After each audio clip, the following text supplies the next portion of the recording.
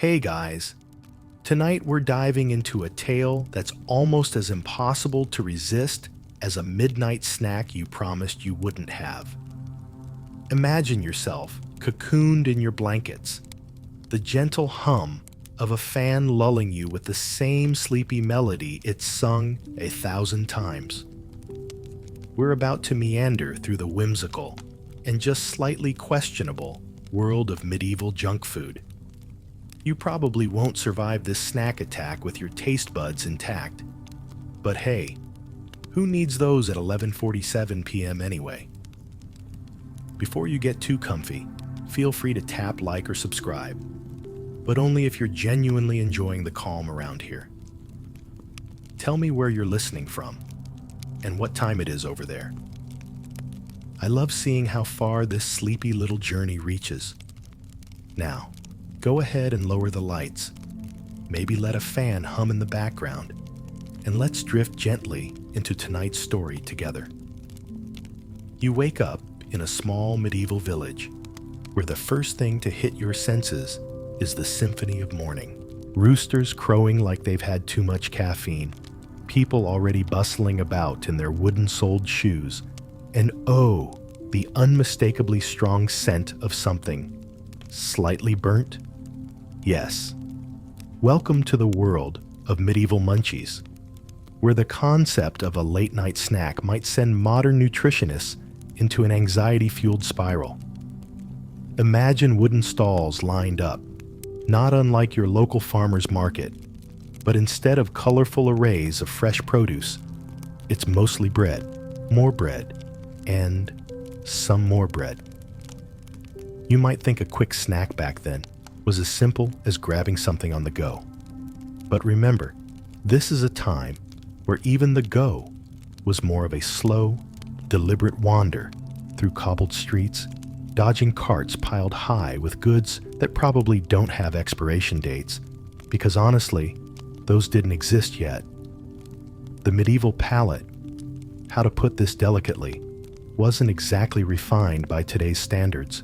Even if TikToks existed, those little food hacks and gourmet transformations you swipe through would probably seem like wizardry to those folks. Now here's a wild part. One popular medieval treat was called the blamangeur, a concoction of shredded chicken, rice, and a splash of almond milk, flavored with sugar and spices. Sounds sweet and savory, right? Imagine biting into that after a long day and realizing it might not exactly satisfy that cookie craving. But it was a showstopper back then. Food historians still argue whether this dish was a starter or a dessert, pointing to how personal tastes varied so widely even when choices were limited. But get this, while today, you might browse an endless stream of cooking videos while sipping on lukewarm tea, medieval cooks relied on trial and error, a little like ordering groceries, only to find you've got a somewhat depressing array of ingredients by the end of it. The idea was more about survival than indulgence, yet somehow, indulgence snuck in. A quirky tidbit? In some places, swans were roasted for festive occasions. Yes, actual swans. Those elegant birds more likely to grace your nearby pond than your dining table. And just like you might find yourself Googling how to pair swan with sides late at night for no good reason, medieval cooks had their daydreams too. Mostly involving things like how to make a peacock more colorful after cooking. Spoiler, they'd redecorate it with its own feathers post-roast. Walking the medieval marketplace was like entering a giant community buffet, if you didn't mind the lack of hygiene ratings. And it wasn't uncommon for entertainers to drift among the crowds, juggling or storytelling amidst the fishmongers' calls and the wafting aroma of sizzling meats. As unexpected as stumbling upon a comedian in your favorite pizza place. So, as you tuck away this little piece of history under your metaphorical pillow, think about how far we've come, yet how human it still feels to crave a little bit of silliness in our snacks. We may text LOL while keeping a straight face, but deep down, the simple joys of eating something delicious and maybe slightly absurd have been comforting us for centuries. As the day gently winds down, imagine the medieval village settling into the golden hues of dusk, the sky akin to a warm, fuzzy blanket drawn over the world. You ease into the calm, the chatter fading away, much like the notifications on your phone seem to have decided to glow quietly into the evening. You've survived the medieval munchies for now. But remember, this journey is sprawling, and there's more history to nibble on next. You wander further into the medieval streets, where the clamor of market day sings a peculiar chorus. Vendors calling out like they're auditioning for the local drama club. Chickens squawking as if they've just stumbled upon today's plot twist. And the occasional clang of a blacksmith's hammer punctuating the melody. Amid this charming chaos, your nose catches a tantalizing whiff of something warm and earthy, like freshly baked bread from a stone oven. That unmistakable signal that you're nearing the heart of medieval street eats. Picture yourself weaving through crowds, perhaps much like you dodge fellow shoppers swerving their carts in a too small aisle at your local grocery store. That's when you spot a bustling little cart, sans Instagram-worthy aesthetics, but with a magnetism all its own. This medieval food truck, if you will, seems to offer a wide sampling of the town's finest fast food offerings, each item accompanied by the vendor's enthusiastic pitch. The medieval definition of fast food is a slow chuckle in itself, considering the fast part is likely less about speed and more about easy-to-eat bites for those on the move. Here's a fun fact.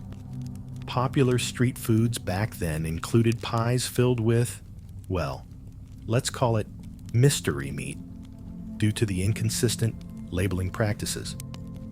Why settle on beef when a melange of pigeon or rabbit could be lovingly tucked beneath a flaky, golden crust? Imagine those pies were the cavalier predecessor of our modern burgers, available on nearly every corner, just with a bit more surprise inside than a Happy Meal toy. As you nibble on these morsels, historians still debate where exactly the best pies were made. Was it London? Perhaps Florence flaunted the best peddlers? This rivalry in taste tourism might be lost to history, but it's fun to ponder as you take another hypothetical bite, doing your best food critic impression. A quirky aside? Apparently, greasy feathers, rather than napkins, were once used to wipe away residue from fingers mid-meal. That's right, grabbing a handful of feathers to degrease yourself was as natural as selecting a cocktail napkin at a modern party. Side note, have you ever selected a napkin that didn't immediately get lost amidst your own snack spread? It's a choice, but one that surely makes you grateful for today's linen options. The medieval tavern, that cozy cousin to today's dive bar, served as the Portlandia of its time. It was where you went to find trendy eats, sometimes out of necessity rather than style, with dishes that wouldn't seem too out of place on a whimsical brunch menu. Here, one could sample all manner of unexpected treats, including a soup lovingly referred to as pottage. This delightful mixture often contained oats, peas, onions, and whatever else happened to be around at the time. It was the communal, comforting alternative to our current trend of Avo toast and galactic lattes. Just like sliding into a booth to hear the day's gossip over Benedict's at your favorite sumptuously basic cafe. Medieval folks whispered about village tales between hearty slurps of this ubiquitous stew. As the evening approaches, the sky tints with hues so gentle that even the most eloquent table would struggle to describe them in words adequate enough. You're left with the taste of medieval street eats still lingering, a savory souvenir of yesteryears. It's like the comforting aftertaste of burnt toast you didn't plan on having, but now oddly cherish. So, as the sun slides away, like the smooth closing of a music box signaling bedtime, you find yourself retreating from the hustle of the medieval streets. The communal energy of the market is replaced by the soft, whispering breath of the night. Street vendors pack away their wares, chatting of the day's sales with the same satisfaction as us tapping off our myriad devices from a day online. The past mingles easily with the present, leaving us with a delightful blend of perspective and nostalgia. As you curl deeper into the embrace of your blanket, letting the hum of your environment settle around you like a gentle lullaby, remember that more stories of history's tastiest oddities await. And who knows, perhaps there's a medieval custard pie there with your name on it. As you navigate the sleepy lanes of your medieval dreamscape, feet shuffling through imaginary cobblestone streets, you find yourself drawn to the more unique foods this era has to offer. You hear the melodies of village life fading into a soft, almost hypnotic hum, like those headphones that cancel everything out except the comforting murmur of your favorite bedtime playlist. Picture a cozy tavern, its door slightly ajar, inviting you with the flicker of candlelight, dancing across thick wooden beams and tables worn smooth by countless elbows resting between hearty meals. Imagine the laughter echoing softly, like notes of a familiar song humming in the background while you scroll through your feed with that comfortable zoned-out gaze. Your senses hone in on a scent wafting from the kitchens. This time, it's a concoction that straddles the fine line between genius and madness. It's something called sops, where bread gets soaked in a delectable broth of meat and vegetables until it's somewhere between soup and stew. Think of it as the lazy person's grilled cheese and tomato soup combination. A meal for those cool medieval nights where one's fondness for easy, soul-warming nourishment likely mirrored your inclination to order a pizza, even though you swore this time you'd try a salad. Fun fact alert: medieval cooks were masters of repurposing. Think of them as the original recyclers long before we figured out how to transform old apps into the latest trending challenge. Bread, once too stale to eat alone, was given new life in dishes like sops, ensuring nothing went to waste. It's like how you might repurpose that slightly stale roll into makeshift croutons. The sops of yore were a feat of practicality, surely making medieval folks legends in their kitchens. You laugh to yourself, imagining a modern-day celebrity chef whipping up a storm, only to unveil sops in an artfully messy, picture-perfect bowl. Would they toast the bread before soaking, gentrifying the whole affair? Historians still debate which spices lent it the most character back in the day, primarily because recipes back then were more suggestions than instructions. Amid the tavern's buzz, you're offered a curious fare known as tavern cakes.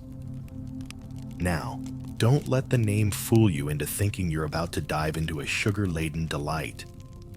No, this medieval granola bar was crafted from oats, fruits, and honey, pressed and baked with the same gentle care you'd hope someone might take folding every stray piece of laundry into cozy piles.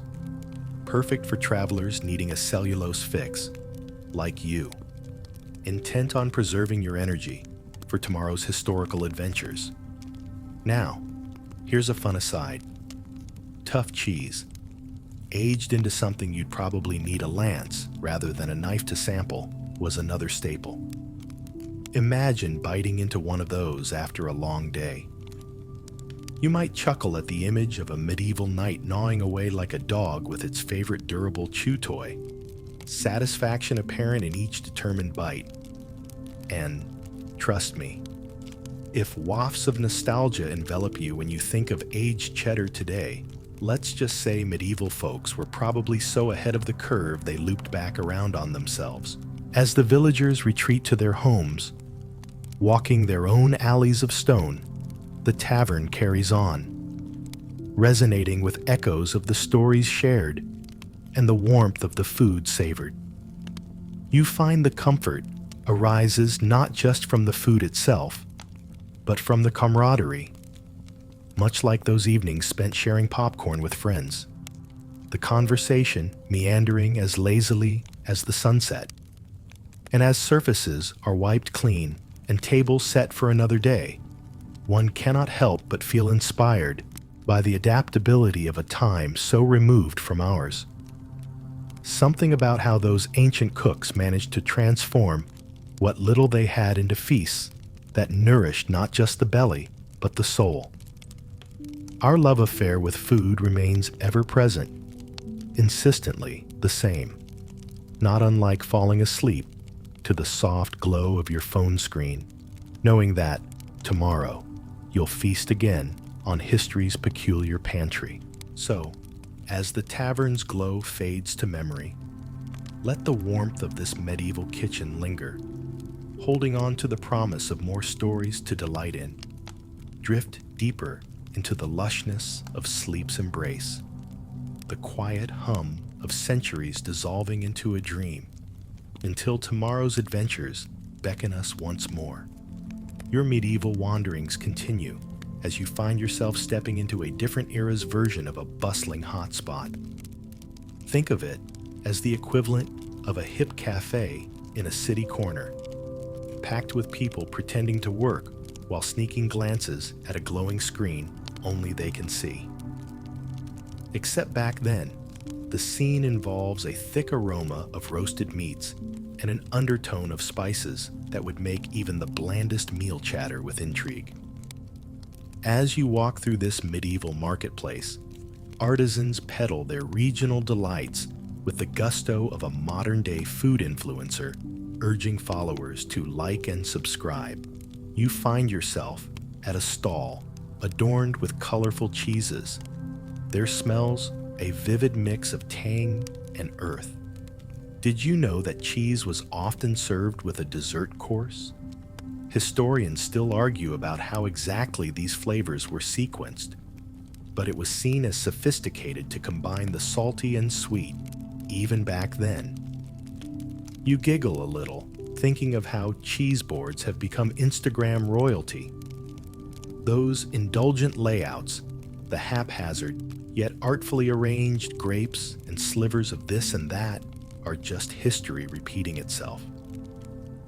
The medieval version might have included nuts and dried fruits, which, I have to say, sounds like today's cheese pairing menu, minus the elaborate prose.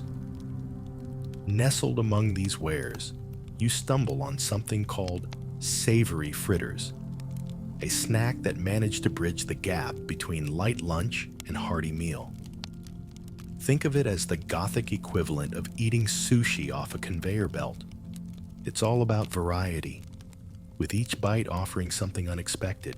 Fried laminations of vegetables or meats, battered and sizzling, were dipped in any number of sauces that, honestly, nobody really kept track of. Creativity was encouraged, lack of consistency be damned. On the quirky side of things, caramelized carrot sticks made their way into the mix as a sweet treat. Imagine preparing yourself a bowl of roasted carrots and dusting them with sugar, anticipating dessert, but being met with a savory surprise that a medieval diner might have claimed was precisely the point. As you're soaking in this marketplace ambiance, your mind drifts, a momentary escape to envision what dessert must have felt like back then. Honey-soaked little confectionaries, known as marchpanes, were a prized treat. Crafted with sweet almond paste, think of these as the prequel to marzipan, often sculpted into small, elegant shapes that seem almost too charming to consume. At feasts, these sugary creations might be shaped into castles or ships, miniatures of the real world wrought in sugar and spice. While history treats us to such delightful tidbits, we circle back to real debates that still capture historians' imaginations. How did medieval folk truly experience flavor when some ingredients, impossible to cultivate locally, brought the exoticism of faraway lands into their cooking pots? It's a question not unlike today's discussions on foodie trends. Think of your favorite microgreens or the sudden popularity of some obscure superfood. Global palates were inspired by a spice trade that saw seasons and tastes veering in from all directions, bringing with them ideas as rich and varied as they were unpredictable. You wander past a stall where a motley of spices is traded from the sleeves of merchants who would fit right in at an upscale farmer's market. This was history's version of sourcing the best vanilla beans or the rarest truffle oil for your kitchen. In a way, it's comforting to know we're not so different after all, even as distant centuries blur together like the playful notes of a goodnight lullaby. As the skies deepen with stars above, their twinkling creating paths of forgotten constellations, the echoes of today's shopping mall food court fade into a time when every taste was eyed with a mix of caution and awe. Dreamy and content, the familiar rhythm of village life, just as much a part of the world as your own heartbeats, lulls you toward sleep. May tomorrow's stories smell of sweet honey and warm bread, inviting you back into the embrace of history's simpler joys. Drift softly, letting thoughts dissolve into a gentle slumber, the delicious adventures of the past, a whisper in the quiet of night. Beyond the echo of the medieval marketplace, you find yourself wandering into the sweet mysteries of medieval desserts. The evening air carries a slight chill, much like the refreshing breeze you'd find when someone suddenly opens the freezer aisle in a grocery store midsummer. It's the perfect backdrop for a story about cravings from a time when the idea of dessert was not just innovative, it was downright enchanting. Imagine strolling past the stalls, their offerings becoming more whimsical with each step. Here, sugar isn't just an ingredient, it's a precious delicacy. The sugar trade of the Middle Ages was kind of a big deal, like when you snagged that limited edition gadget on sale. It was a luxury, but also a storytelling medium, if you can believe it. They crafted magnificent sugar sculptures for royals and dignitaries, as intricate as they were impermanent. A bit like your carefully assembled gingerbread house during the holidays, only to be devoured or demolished, its existence fleeting yet memorable. Now, medieval desserts often blurred the line between what we'd consider sweet and savory. Take, for example, plum pudding or frumenty, a porridge-like dish with wheat boiled in milk, spiced and sweetened to taste. Historians still debate whether it was primarily a sweet or savory delight. It's kind of like arguing with your friends whether cereal qualifies as soup. Context is everything. Oh, and here's a peculiar morsel of history. Medieval folk often used rosewater or orange blossom to flavor their confections, a tradition that feels like something you'd encounter in a quirky modern cafe, where every dish is served with an anecdote. These floral waters aren't just brightening your day with their subtle aroma. They're basically the medieval cousin to today's flavored syrups, elevating your coffee game. Now, let's chat about honey, the unsung hero of medieval sweetness. Imagine honey dripping over your favorite pastries. A comforting thought, isn't it? Back then, honey was more than just a sweetener. It was a cornerstone, a necessity, much like your favorite throw blanket or those fuzzy socks you'd never admit to owning. Bakers mixed it into cakes, drizzled it onto fruits, and even used it to craft delicate pastries known as honey cakes. As you drift past these ancient tables laden with honeyed treats, you wonder, did medieval folks have a version of a late-night dessert run? It's a contemplative thought when you're staring at your pantry, willing that forgotten chocolate bar to materialize. Food was as much about creativity as necessity, much like how you might justify ice cream for dinner after a long day. It's not just what you eat, but how it makes you feel. Back then, spices like cinnamon, nutmeg, and ginger made a cameo in desserts, acting as edible time machines to whisk you away from the ordinary, much as they do today. The blending of sugar, spice, and everything nice was not just a cliche. It was a culinary playground that left a sweetness on the tongue and the memory. As the village quiets under a deepening night sky, your thoughts linger on these sweet conventions, sprinkling sugar and spice into the dreams forming behind your eyelids. The flavors of the past, so simple and yet exotic, seem to echo through the ages, whispering tales of feasts and laughter, of the universal delight found in sharing a simple treat. With each gentle breath, the tranquility of medieval nights eases you closer to sleep, the promise of tomorrow's exploration, a sweet pastry crumb trail to guide you through another dreamy history night. So you journey deeper into the medieval night, where the allure of a warm fire beckons from a cluster of weather-beaten taverns.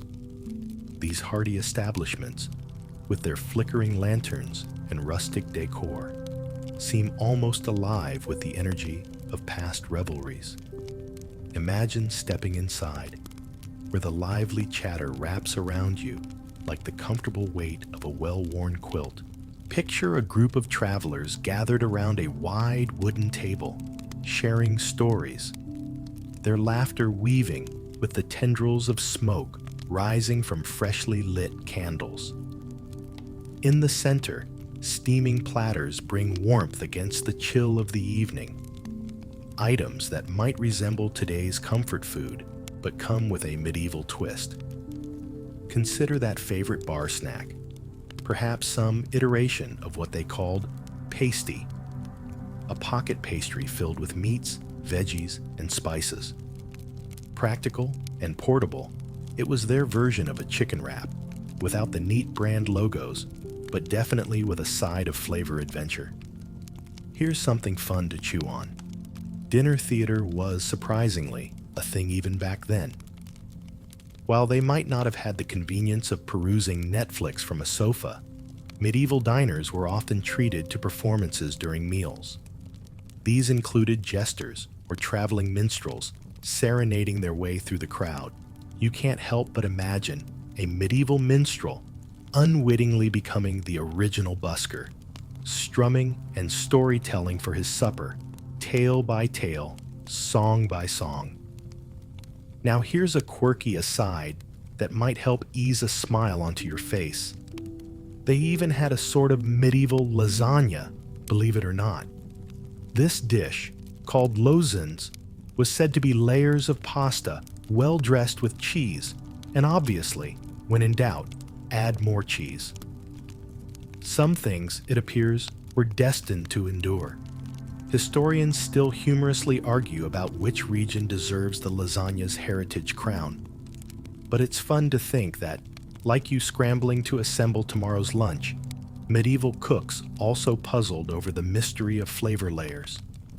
In this tavern, tucked away in the folds of history, ale flows, like a golden stream from barrels behind the bar, a staple, much like those coffees we clutch on misty mornings. It acts as a social glue, binding spirits together over shared toasts to health and happiness. You sip slowly, thinking of those medieval folk who drank ale like you might sip water, sometimes safer than what came fresh from a stream. But here's a light chuckle. Those medieval residents believed, with a charming touch of naivete, that ale was nourishing, almost a meal in itself.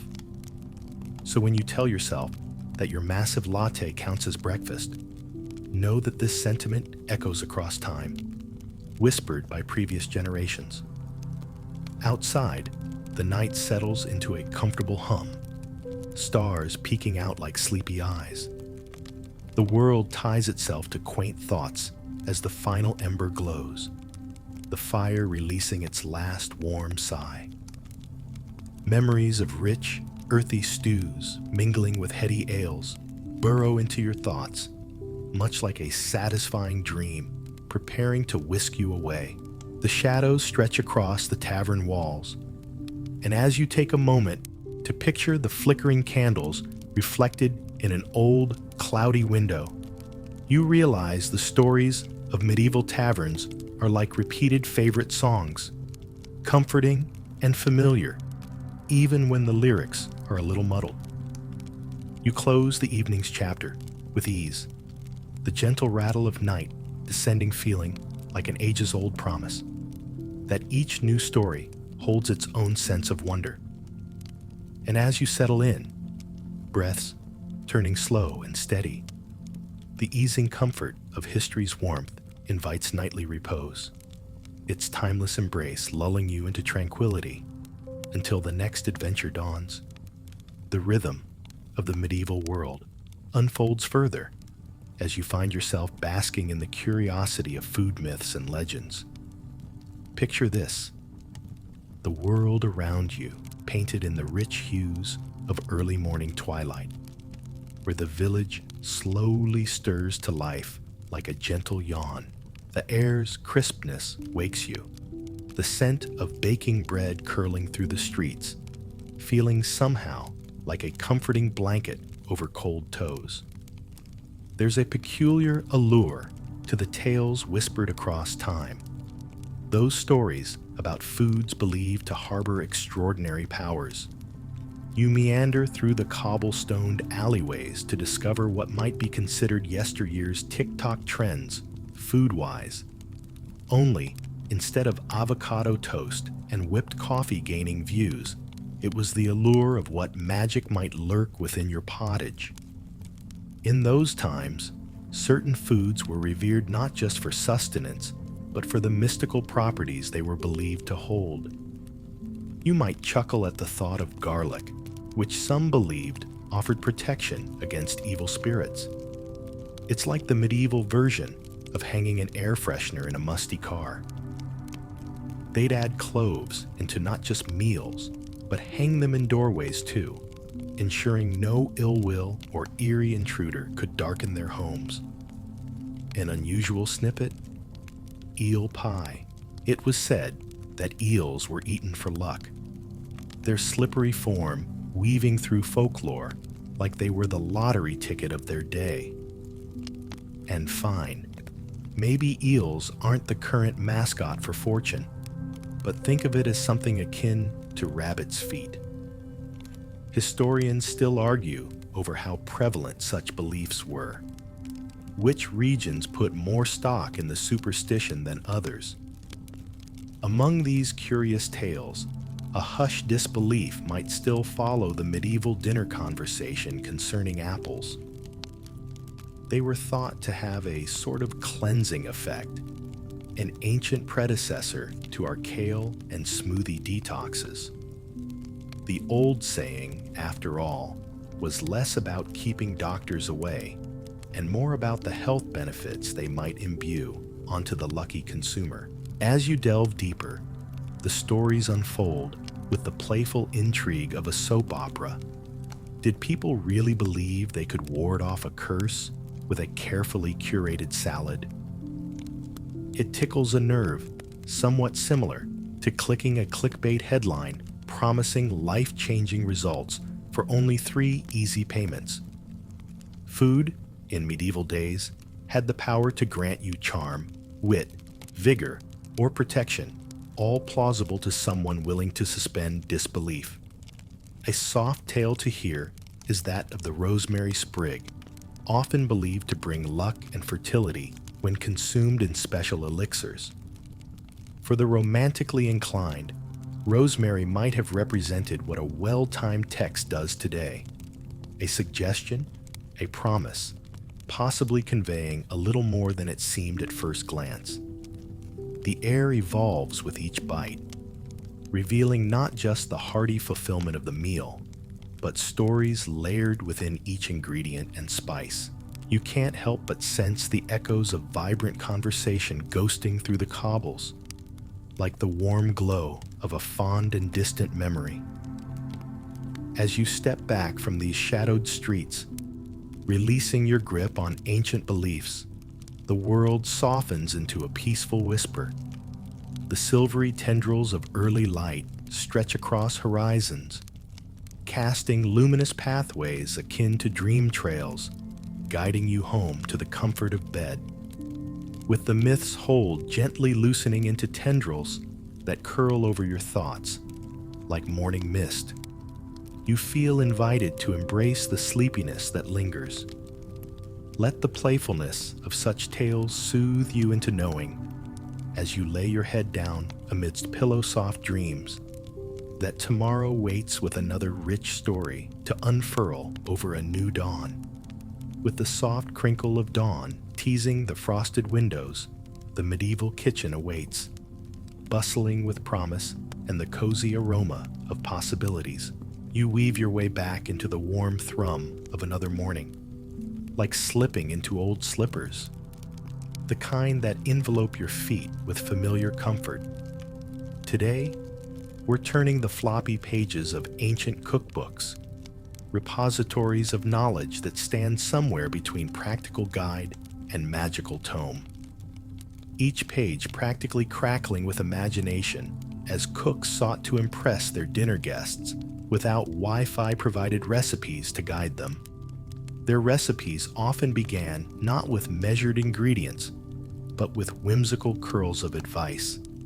Take good beef, boil it well, leading to instructions cozy enough to wrap you like a woolen shawl, even if they left a tad too much to the imagination. Imagine the bright chatter of kitchen maids echoing like the joyful ring of text notifications, each recipe a story about its creator. Culinary experiments unfolded with gusto, much like your last-minute dash to prep dinner from a fridge holding items that aren't quite cohesive is a miracle in the making.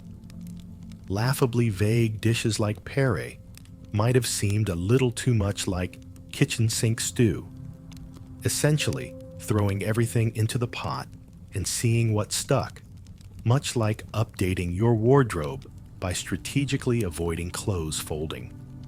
Historians still find wide rims of parchment or leather-bound edge scribbling notes that hint at family secrets buried within stews and pastries, ingredients swapped depending on resource accessibility or mood. Just like your yet-to-be-tamed browser tabs, their minds brimming with ideas waiting for the perfect opportunity to shine. Sometimes the recipes would list items like 2 hens, a good dose of cinnamon, and a spoon of rose water, bringing forth giggles and knowing nods. How did they measure a good dose exactly? Just as you might eyeball a shot of espresso amidst a sleepy fog and hope for the best, these hearty dishes discovered their own rhythm within kitchens, alive with the clatter of pots and spoons. Let's introduce a side note. The art of crafting hippocras, a spiced wine often served at festivities or prescribed for what ailed you. Imagine a blend of wine mixed with cinnamon or ginger, a little like a medieval NyQuil with a more festive outcome. Indeed, today we might browse Pinterest boards for mulled wine recipes, but back then, The drink held a legendary status among hosts seeking to create something extraordinary from the humble grape. Sliding into these tales, you find yourself imagining cookbook scribes peering from history's door, a charming wink amidst their well-worn recipe sheets, their distant pleasure softly echoing across time. They might smile, watching as we navigate polls about which flavors should pair from across the buffet of our global neighborhoods. Listen closely to the whispers of marzipan being rolled out into elaborate shapes or carved into desserts, meant not just to please the palate, but to delight the eyes. The creativity was endless, sometimes shockingly bold, much like the temptation you feel for experimental toppings on your next pizza order, eager for enlightenment. As the day unfolds and the candles peter, you know these stories linger with the resonance of a twilight garden. Each recipe, a seed that has sown itself into tomorrow, continually flourishing in unexpected ways. Close your eyes, drawing near the comfort of blankets that inch up around you like the cresting waves of historical memories. May your dreams be rich with imagery of early cooks, their whimsy blending into your sleep with the blend of spices and history that gently whispers you back into slumber. As the medieval kitchen closes its sleepy eyes, reality dissolves into a new tale, a murmur carried on the soft feet of shadowed dusk and dawn. You find yourself wrapped in the warmth of history's culinary tapestry, and now it's spices and trade we drift toward. Those seductive little pinches of magic dust that turn basic ingredients into stories worth telling. You walk into a bustling medieval port town, where the air is laden with the aroma of the open sea and markets crammed full of peculiar goods.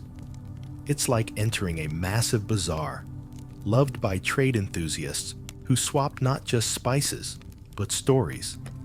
Imagine dusk settling over stalls where merchants whispered of lands far beyond the horizon as they bartered over the vibrant exotica of cinnamon, nutmeg, and cloves, the lifeblood of the newly awakened European appetite. Picture, if you will, the mesmerizing allure of a pitch-black peppercorn, which, believe it or not, was once worth its weight in gold. Currency that demanded not just coin, but respect. It was a spice that could launch 100 ships and inspire dreams of great venture. You feel a chuckle bubble up, thinking how today we scatter pepper nonchalantly over our avocado toasts without a care about its world-discovering history. Now, historians still debate the actual origin of some of these spices. Was it here, or perhaps there? The tantalizing ambiguity likes to tickle curiosity, like trying to remember where you placed your headphones and failing in spectacular fashion. With each wave of the spice trade, culinary imaginations were ignited, inspiring dishes and drinks worthy of medieval poetry. And here's a quirky note. Nutmeg. This humble seed was once believed to ward off the plague and incite visions when used in excess, functioning as a medieval multi-purpose remedy that oddly mirrors the way people tout their favorite supplements and superfoods today. You can imagine eager participants slipping nutmeg into their queues of maladies and hope, all under the watchful eye of street alchemists, confident in their spices' prowess. During these times, the very concept of taste transformed, much like when you try a trendy new dish for the first time, equal parts hesitant and adventurous, tasting a whirl of our collective past. Especially when medieval cooks took a liking to saffron, its threads giving meals such a brightly lit intensity it could illuminate cloudy thoughts, akin to sunlight poured into a steaming mug of chamomile. Oh, how the spices flowed, like invisible strings threading their way through distant courts and homes, enticing and daring them to adapt, to change. And amidst this structure of trade and taste was the realization of how food, just like stories, could weave lives into extraordinary patterns. It's a discovery as impulsive as purchasing that admittedly frivolous kitchen gadget, only to find that it indeed makes your life just a touch better. As twilight dances on the cusp of darkness, let your eyes soften and your spirit unwind, knowing spices and trade wove their scents into your evening, blossoming into new images more precious than their worth. Rest under the gentle branches of contentment, leafy, with dreams sprinkled in spices and wrapped in rustic comfort, letting the soothing embrace of night guide you to what dreams may come. A slender thread from past to present, gently tying the adventures of spice stories to ours. You find yourself floating gently into another scene. A tale of bread, that quintessential emblem of warmth and sustenance, echoing across the halls of history like that comforting knock of a friend's arrival. As the medieval scene sharpens, imagine stepping into a bustling bakery, the scent like a sweet lullaby that floats out to wrap around you. Bread has been a staple of humanity akin to your favorite TV show reruns, consistent, comforting, and always there when you need it most. In medieval times, the humble loaf was much more than just breakfast toast. It was a symbol of life itself. Picture rows of freshly baked bread, from the dark, hearty rye loaves for common folk to the fine, pale textures reserved for the nobility. Intrigue bubbles like yeast in a warm bowl when you consider how bread recipes crafted the invisible lines of society. You'd chuckle at how some villagers used to pay rent in loaves, a humorous echo of our modern currency, now punctuated with emojis and GIFs. Yes, that's right. Bread was currency, literally worth its weight, a tangible pull between hunger and artistry. Think of it like offering a nice sourdough for your next month's Netflix subscription. Preposterous? Perhaps, but undeniably useful.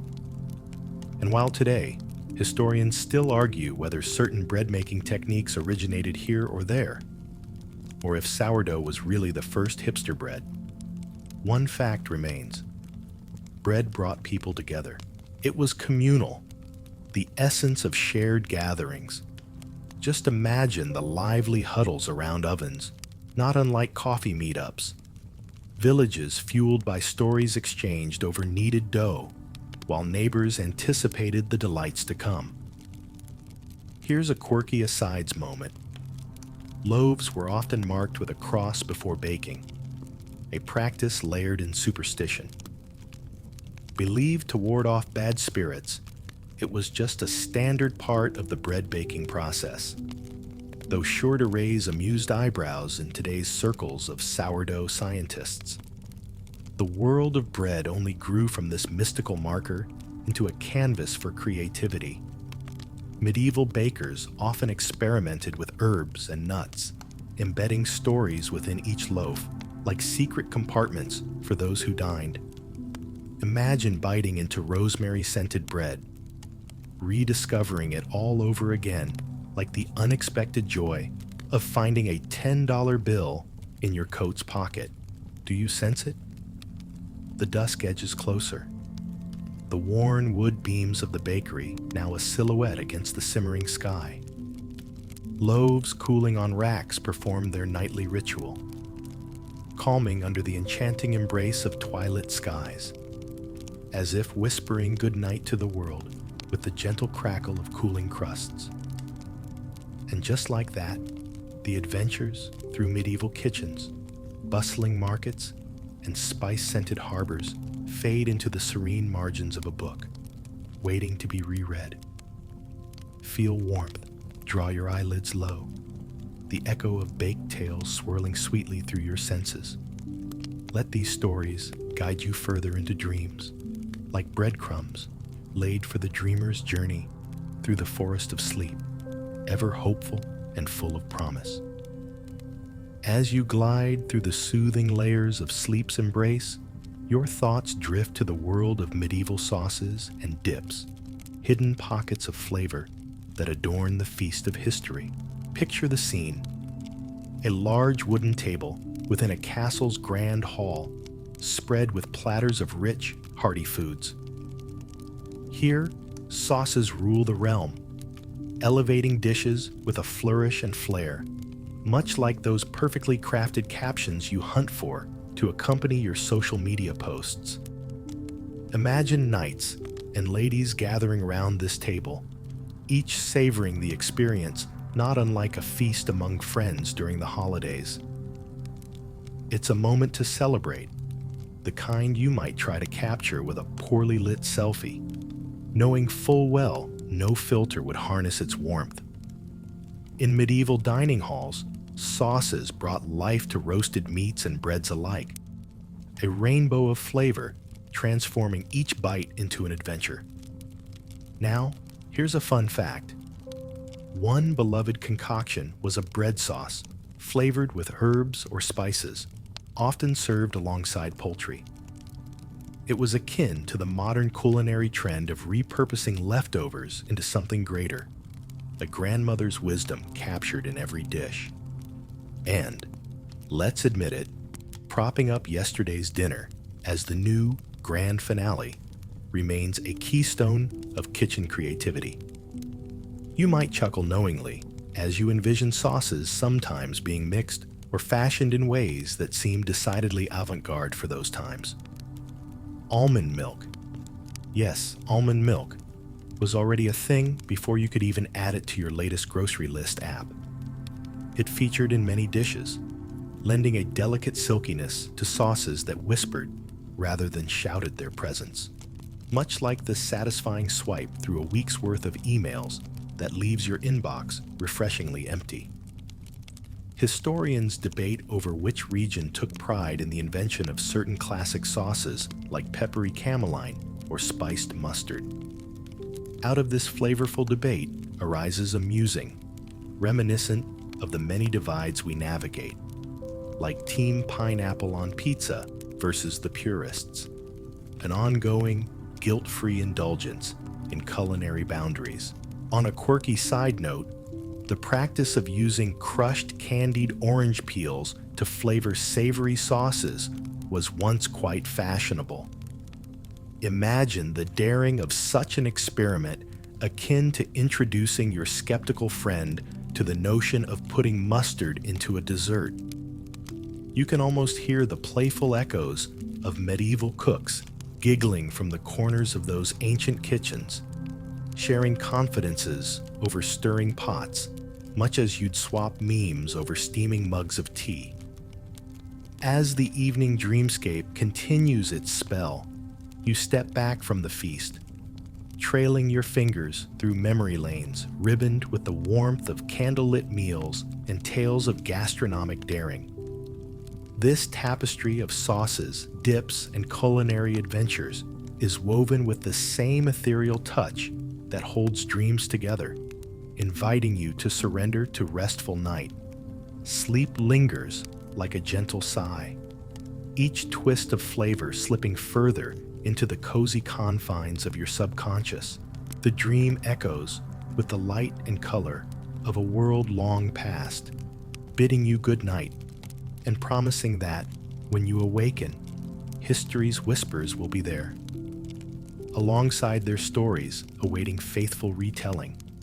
Drift softly, knowing that stories more vivid and delicious than dreams sometimes flutter yet beyond the veil of sleep, just like the promise of tomorrow. As night stretches long and gentle around you, you glide seamlessly into the world of medieval fast food, a curious exploration of culinary inventiveness that echoes the hustle and bustle relaxing into today's urban snack culture. Picture yourself amidst a flurry of activity, where night markets flicker with soft candlelight and the scent of sizzling street food wafts through the air, much like the irresistible pull of fairground treats. The medieval version of fast food may not have had the convenient drive-through window or the mobile app where magical fries appear with a few swipes and taps, but their offerings were no less enticing. Imagine pie sellers calling out in the streets, their portable wares famed for their handheld convenience, perfect for a quick meal as you wander between stalls. It's the equivalent of snagging a slice of pizza between back-to-back meetings, a quick stop before you return to whatever task has consumed your day. One quirky delight from the past was the humble pie, where humble ingredients like liver, heart, and other organ meats filled a savory pastry crust. It was the medieval nod to nose-to-tail eating, a trend that's found new life in our own kitchens. Picture it as the ancestor to our modern pot pies or savory tarts. Effortlessly hearty, impossibly comforting. And you know those scenes where you're walking past stalls, thinking you'll ignore the decadent smell of freshly baked bread or the overly flaunted whipped cream treat? Well, medieval folk had their equivalent. Fritters, delicate bites often sweetened with honey and spices, dashed with a sprinkle of powdered sugar. Honestly, it sounds pretty perfect for a medieval TikTok reel. Each fritter a spinning piece of art in motion. Historians still argue over the available variety and quality of these street foods, sparking lively debates over regional specialties. There's an uncanny similarity to today's debates about the best burger place in town. Everyone swears by their personal favorite, and the arguments never quite reach a consensus. Of course, no talk of food on the go would be complete without mentioning portable beverages. Ale remained the drink of choice, affordable and readily available, like the coffee trucks parked outside office buildings, offering much-needed caffeine fixes to fuel the day. It's an image easily imagined, a cart with barrels and mugs ready for those dashing between the day's errands or late-night revelries. Fun fact, alewives, the women who brewed and sold ale, often set up their stalls right at the heart of the community, serving their brews in what might be considered a precursor to the modern pub. Their charm and cheer were part of the service, adding a personal touch that would rival any best-kept secret neighborhood cafe. As these ancient echoes of bustling streets and hearty aromas weave into the tapestry of your thoughts, the margins of night's embrace grow tender. Picture the scene fading into memory, the warm comfort of a well-loved blanket settling over you, drawing you further into restfulness. Let yourself float along, knowing the vibrant bustle of medieval nights spent amidst fragrant stalls will linger beneath the surface of dreamland. The energy, the flavors, the history, all nestled sweetly in your mind. Rest easy, with the knowledge that while the dawn will herald another day, tonight's adventure has paved the way for more discoveries, more stories whisked from the folds of time. As the tendrils of medieval nights unravel into a softer dawn, you find yourself journeying through the whispering halls of history, where goblets clink and laughter mingles with the scent of stories woven into every sip. Beneath ancient stone arches, a tapestry of drinks unfolds, warming your senses like a favorite mug cradled on a cold evening. This is the realm where refreshments weren't just about quenching thirst, but crafting community. Whispers of fellowship, shared over vessels brimful of liquid tales. Picture a medieval feast in full swing, where ale and mead flowed as freely as the laughter that often erupts from a table full of good friends. The halls echo with the warm notes of lute music, wrapping around the deep hum of conversation like layers of harmony in a well-loved tune. These gatherings, though anchored in history, hold an energy you might recognize from a lively dinner party, with glasses raised in toasts that stretch long into the night. Did you know that mead, that golden elixir of honey, was the drink of the gods, shared by those whether king or peasant, seeking inspiration or simple solace? The potion, with its rich, sweet notes, was thought to hold magical properties, ingraining itself so deeply into tradition, much like how wine pairs effortlessly with candle-lit dinners today.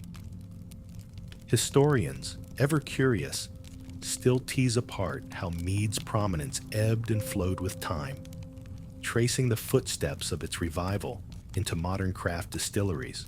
For a charming aside, let's talk about something you might chuckle over: the use of vessels. Back in those times, drinking directly from a bottle wasn't practically polite.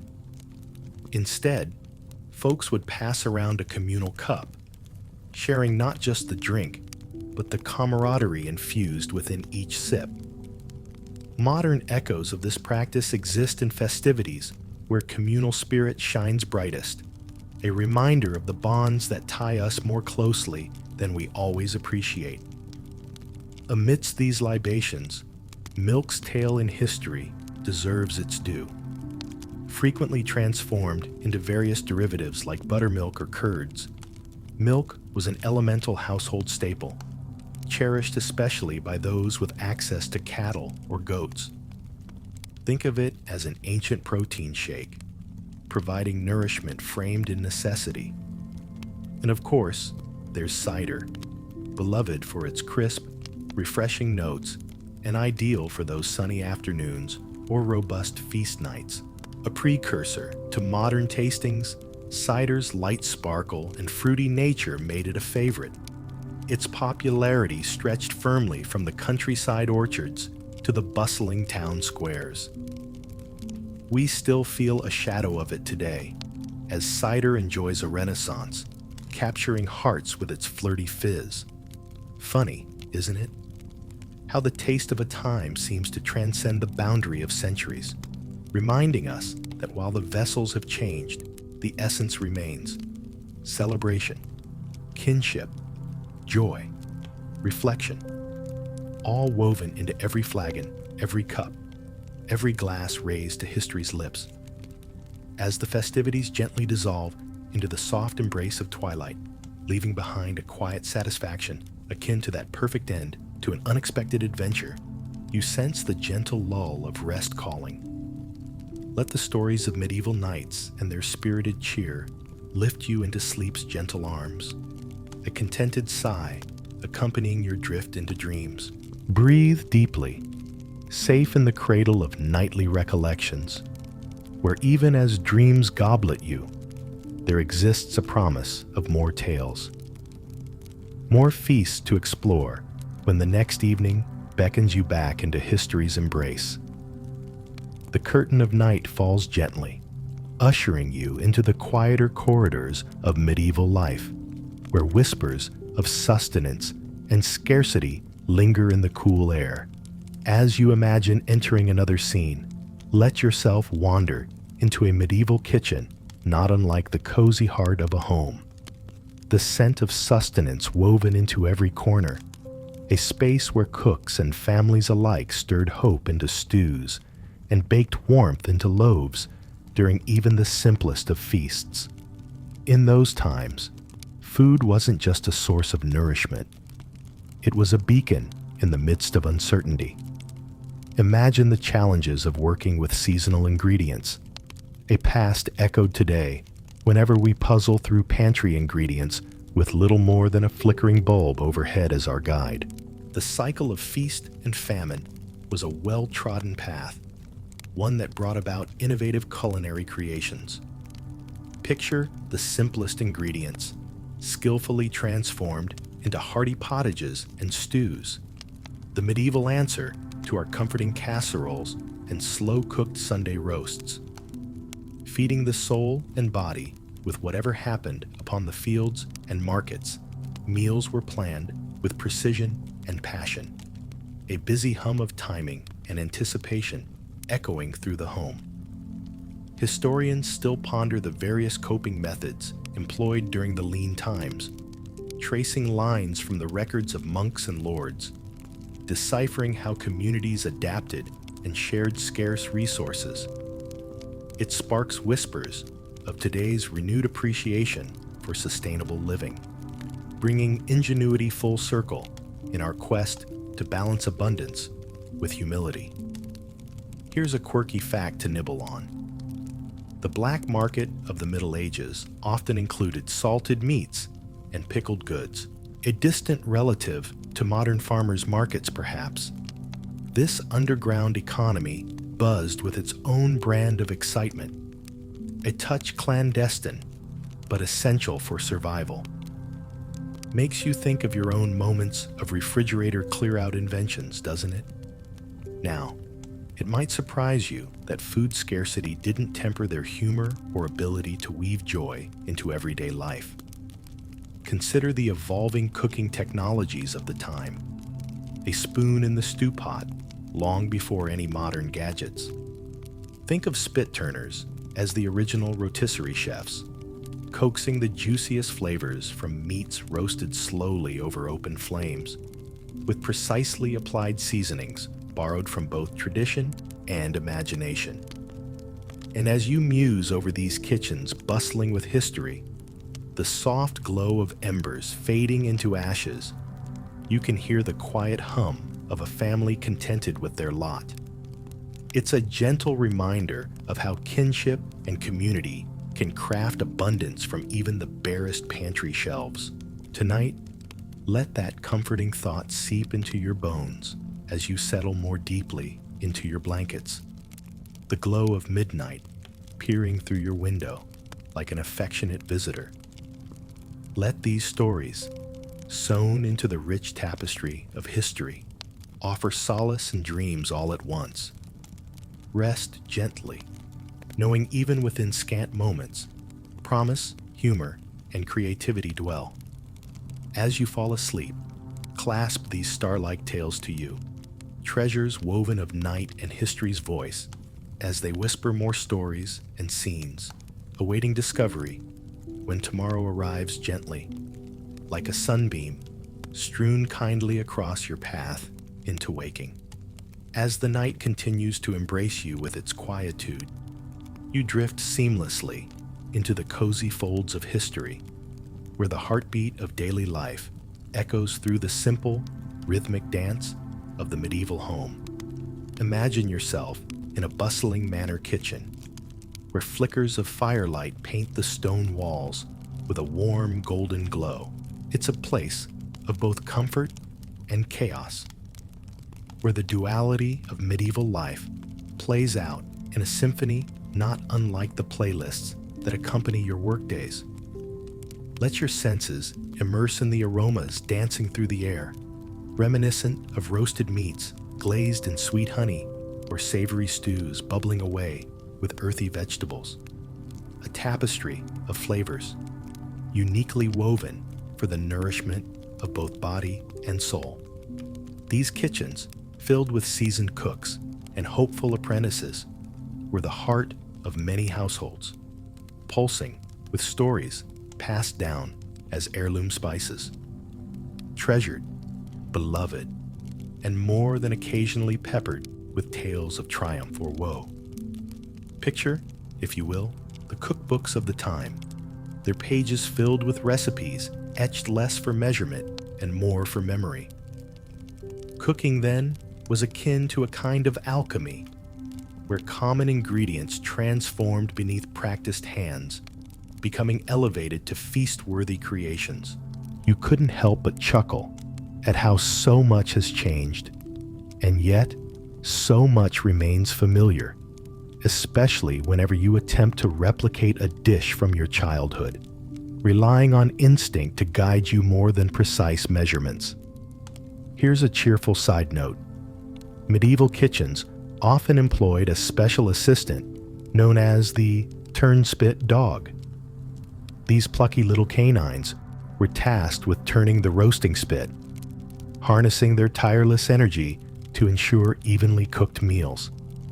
Think of them as the medieval Roomba, tirelessly at work, nose to the grindstone, or in this case, to the scent of roasting meat. Now, as odd as it may seem, bread didn't just serve as the centerpiece of meals. It played a starring role in kitchen vivacity, with loaves recycled into everything from trenchers, edible plates for meals, to puddings meant to satisfy those with sweet inclinations.